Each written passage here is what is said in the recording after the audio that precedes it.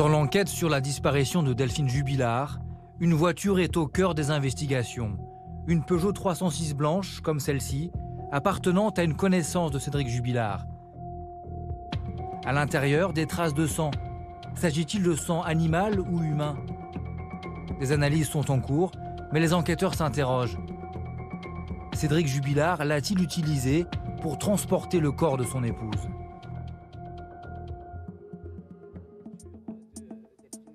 À l'origine de ces nouvelles investigations, les déclarations d'un ex-codétenu de Cédric Jubilard. Le 18 juin, c'est sa mise en examen et depuis, il est donc en détention provisoire et à l'isolement. Pour autant, on sait qu'il arrive à échanger avec certains des codétenus. En fait, ce sont des voisins de cellules puisqu'ils sont chacun dans des cellules individuelles. Et parmi ces détenus, il y en a un en particulier à qui il fait des confidences. Ce détenu, il s'appelle Marco et Cédric Jubilard lui dit « J'ai enterré le corps de ma compagne à proximité d'un endroit qui a brûlé ».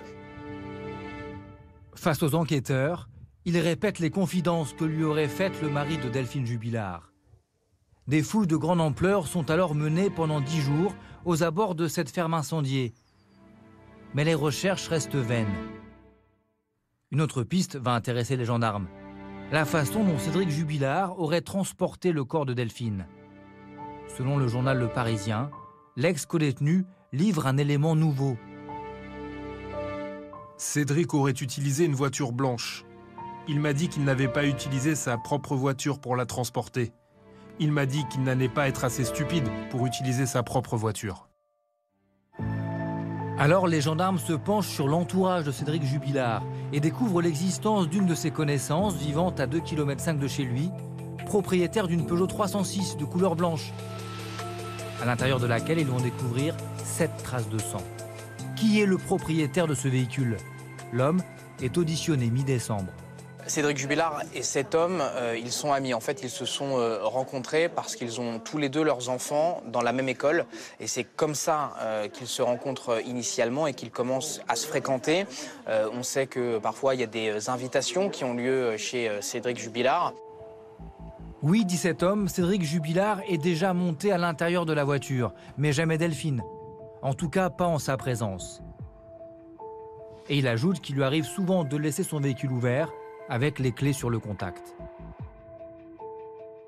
Interrogé sur le comportement de Cédric Jubilard envers sa femme, il décrit un homme méprisant.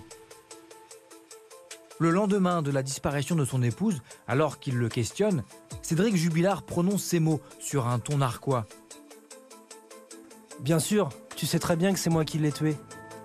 En fait, les enquêteurs, ils essaient de savoir si dans la nuit du 15 au 16 décembre 2020, nuit pendant laquelle Delphine Jubilard disparaît, Cédric Jubilard, est-ce qu'il a pu quitter son domicile pour aller emprunter ce véhicule, cette 306 blanche? Et à cette question, cet ami, il répond « Oui, c'est possible que Cédric Jubilard ait subtilisé ce véhicule sans que je sois au courant. » Pourquoi?